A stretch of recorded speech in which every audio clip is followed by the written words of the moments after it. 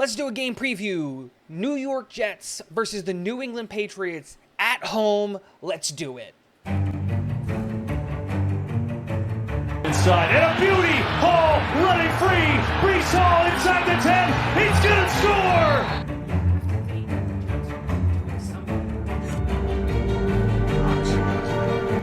What is going on, guys? Welcome back to Talking Jets with Tigo. My name is Tigo, and today we're going to be going over a game preview of the New York Jets versus the New England Patriots at home at MetLife.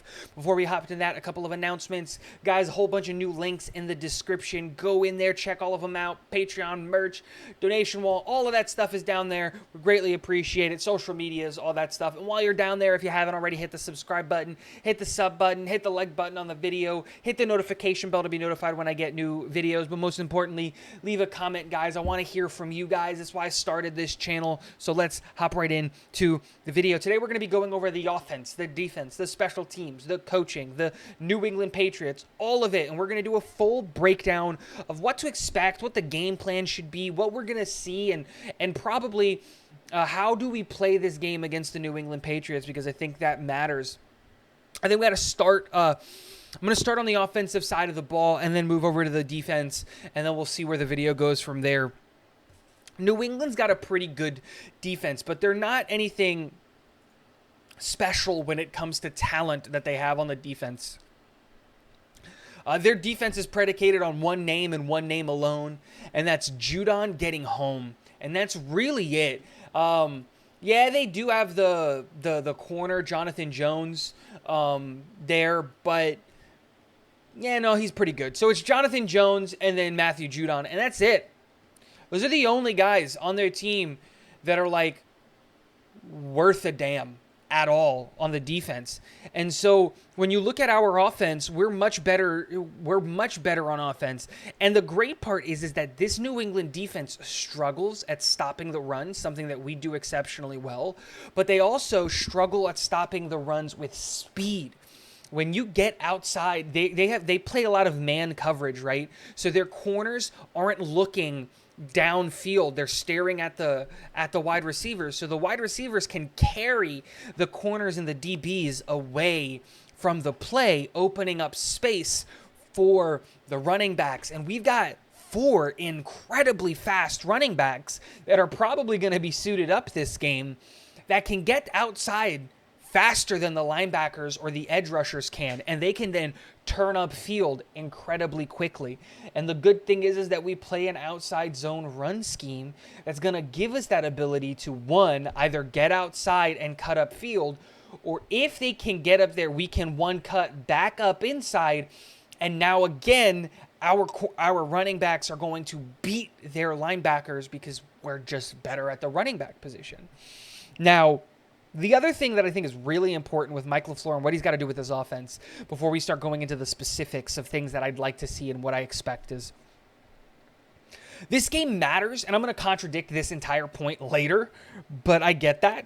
This game matters. Of course it does. It's one of the most important games of the season because it's against the New England Patriots. And, oh, I just realized I'm wearing, like, New England Patriots colors. Man, why are they red, white, and blue? I'm patriotic. If you haven't noticed, I've got an American flag on everything that I wear. This sucks. That's besides the point.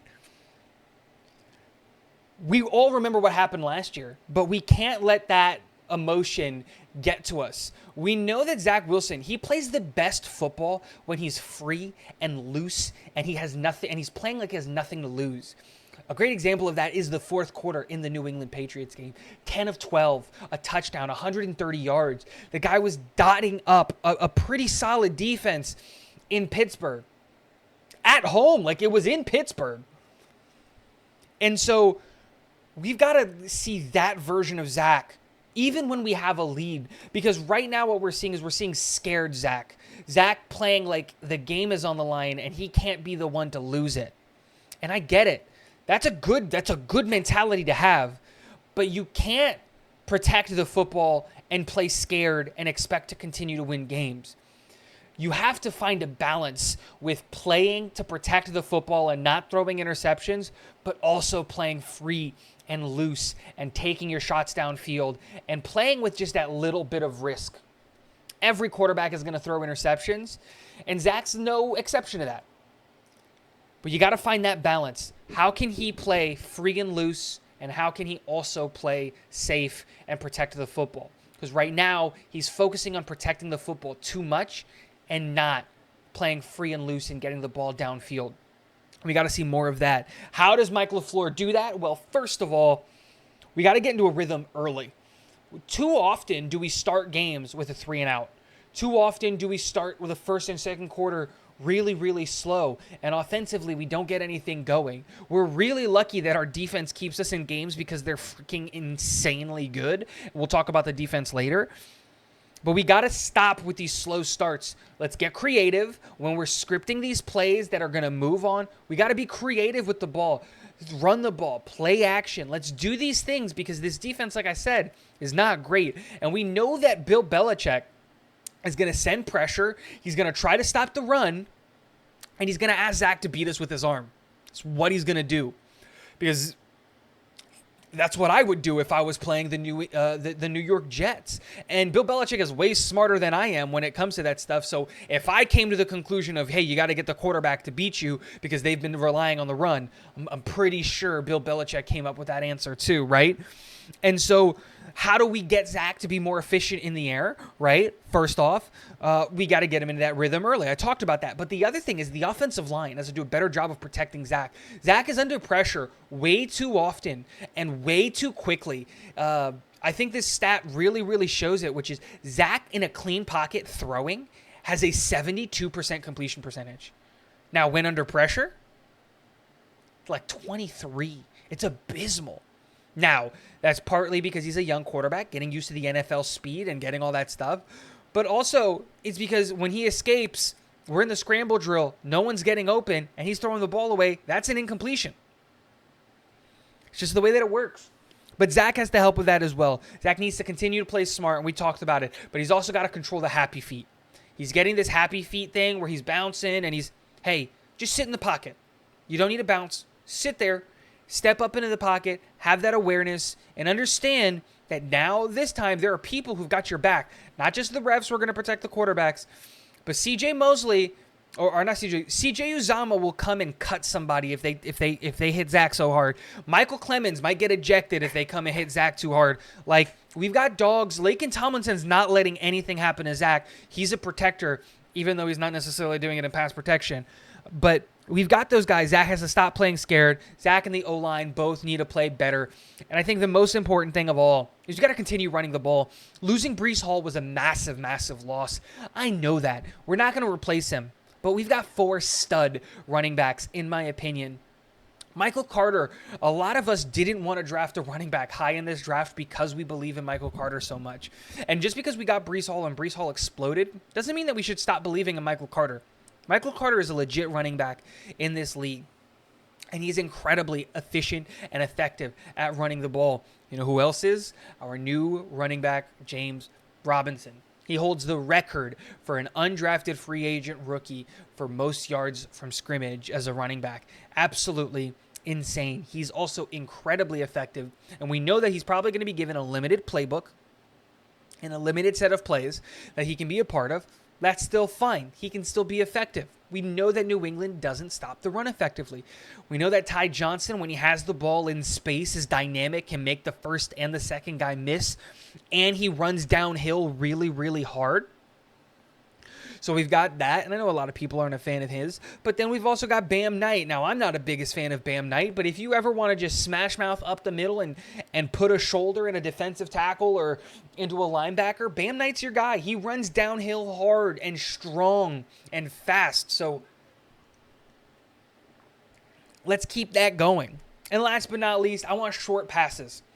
Cutback routes, slants, crossing routes, all of these things. Let's stop with these long developing wide receiver, like 20 yards down the field. We know Zach has a massive arm, and those plays are going to be awesome. But until this offensive line can protect Zach, we shouldn't be trying to take these deep shots downfield. That's just taking wide receivers out of the game entirely. Short crossing routes, short cutback routes, short routes. Get the balls in your playmakers' hands quickly and let them make plays. That's why we drafted them. That's why we signed them. Let's do it. Let's transition to the defense.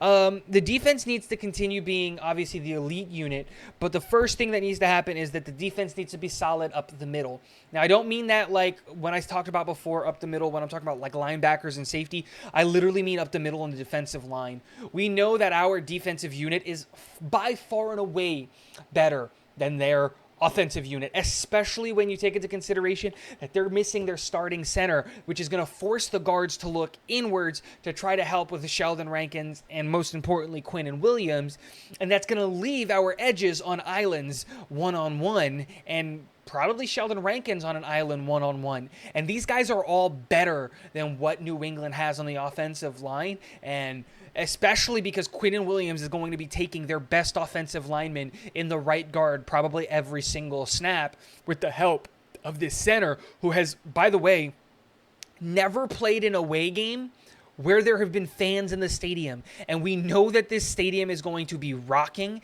and bumping and shaking, and the two positions that get affected by noise the most, center and quarterback.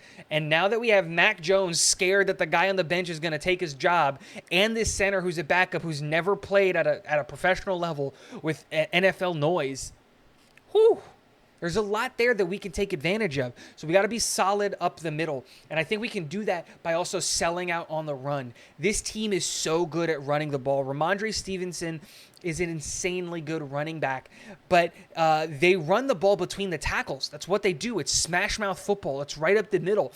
And the New England Patriots lead the NFL from yards up the middle.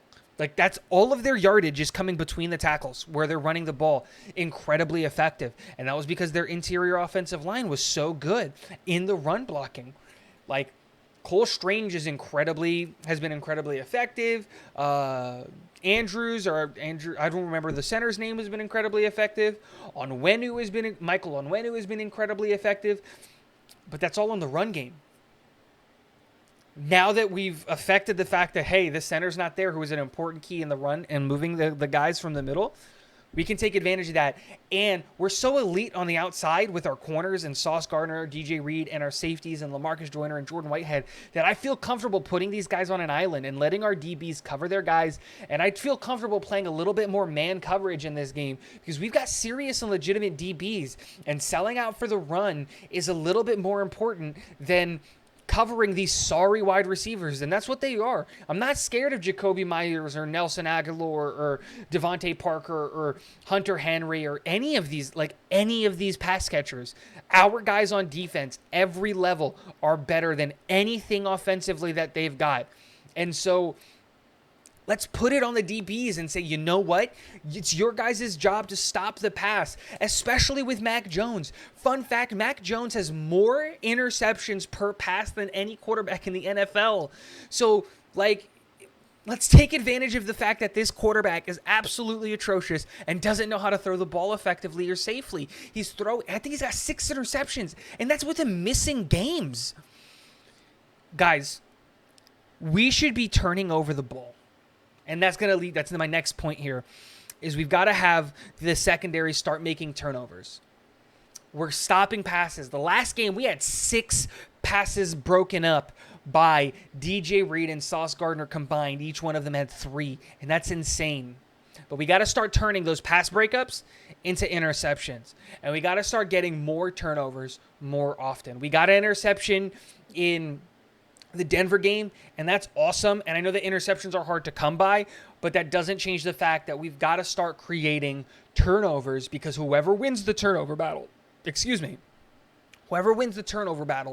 wins the football game. And those are the keys, right? Sell out on the run, lean on your DBs, and those DBs, when they test you, win your battle, but don't just win, come down with the football. And the last point that I'm going to make about our defense is I want our defense throwing their weight and dropping a shoulder on every single hit as hard as they can.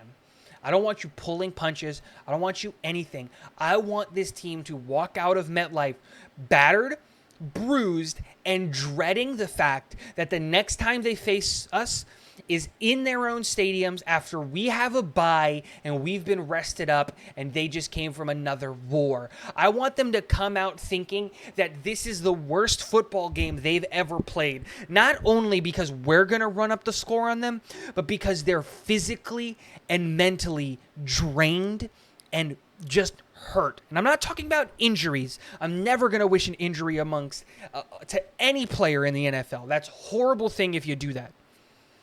But I want them bruised and just tired and emotionally broken. Robert Saleh has mentioned this a bunch of times where you have to go there and punch guys in the mouth every single play. And that's what I want us to do on defense. Every single play, you're hitting as hard as you can 100% of the time. And if you can't, you ask for a sub to get somebody in there who can. We've got players at key positions that are making these tackles that I want us getting flagged for excessive tackle. If you don't know that story, get into a Jets Chaos or a Green Bean stream and ask them about it. It's hilarious. Last point that I'm going to make, or second to last point because I forgot to mention it, special teams. Special teams has been elite. Let's continue to be elite on special teams. Greg the Leg, Braden Mann, Thomas Hennessy. A lot of people don't remember Thomas Hennessy. Got to remember Thomas Hennessy. None of it happens without him. We're elite on special teams. We are the number one, in my opinion, the number one special teams unit in the NFL. Keep that going. Brant Boyer is doing an excellent job with our special teams unit. Here's the last point. And again, this is going to contradict the first point that I made is we have to go into this game as a team, as 53 men, as a coaching staff, as a front office, and remember what this team did to us last year. The disrespect that they gave to us last year. One, with the late hit on Zach and injuring Zach, but two, with running up the score against our team. In the fourth quarter, being up 40, still sending go balls and taking deep shots. Bill Belichick hates this football team, and he should, but we hate him back.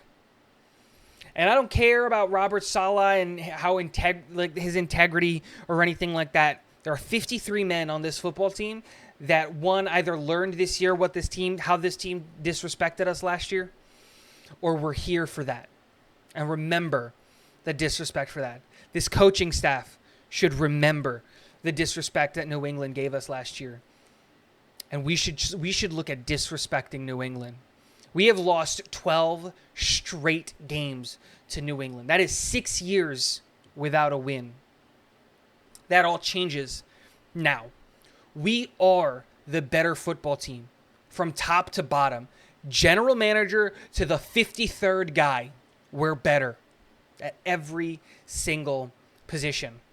And I'm including head coach. I'm including offensive coordinator because at least we have one. And I'm including defensive coordinator. Bill Belichick is showing his age and showing that he is losing it. He is showing how much Brady was the key to that franchise. And without him, this team has looked abysmal. It's time to turn the story on the New York Jets versus the New England Patriots. And it starts by winning this game. Guys, let me know in the comment section what you think. I have the Jets winning this game 32-9. Let me know what you think in the comment section below. And last but not least, go Jets.